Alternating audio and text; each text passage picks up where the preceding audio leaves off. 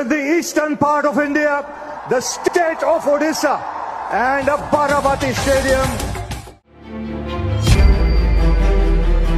सरिला प्रतीक्षा छक चौका वर्षार कंपिब उठब कटकर बारवाटी स्टाडियम संध्या 7टार खेल भारत दक्षिण आफ्रिकार प्रथम T20 मैच एबे एथर बारवाटी पिच को नहीं खूब चर्चा लालमाटी में पिचु प्रस्तुत होगा प्रथम अंतर्जातीय मुकाबला होथबारु जोरदार लड़ाई देखा मिल पारे।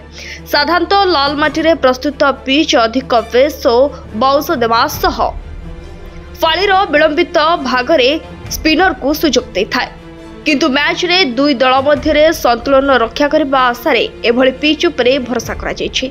सेपटे बारवाटी मैच पाई ट्विन सिटी रे सुरक्षा व्यवस्था कड़ाकड़ी होइछि। मैच पाई मोट 70 प्लाटून फोर्स मुतयन करा जायछि। सेपटे बस चलाचल ने स्वतंत्र व्यवस्था मध्य करा जायछि।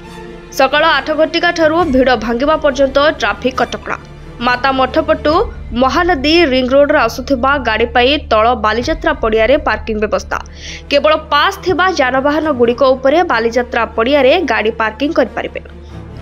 हावड़ा मोटर छक आड़ आसुथिबा गाड़ी डिक ग्रीनार होटेल छकरू मधुसूदन छक को जाई पारिबे नाही।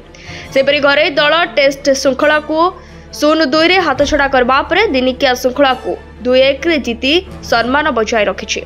एबे नुआ श्रृंखला और नुआ आह्वान सहित सूर्यसेना एही छोट फॉर्मेट रे निज प्राधान्य विस्तार करबो बोली विश्वास करा जायछि। बारवाटी रे अनुष्ठित दुईटी जाक T20 मैच दक्षिण आफ्रिका विपक्ष रे खेलिछि भारत एवं उभय थर परास्त होइछि।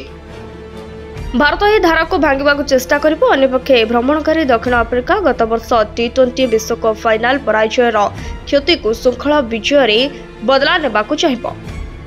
आहत समस्या पर भारतीय दल को फेरी ऑलराउंडर हार्दिक पांड्या और उप अधिनायक शुभमन गिल को उपस्थित को नहीं अधिनायक सूर्य कुमार यादव भी संतोष व्यक्त कर सूर्य व्यक्तिगत फॉर्म किंतु दल पाई एकमात्र चिंतार कारण रही।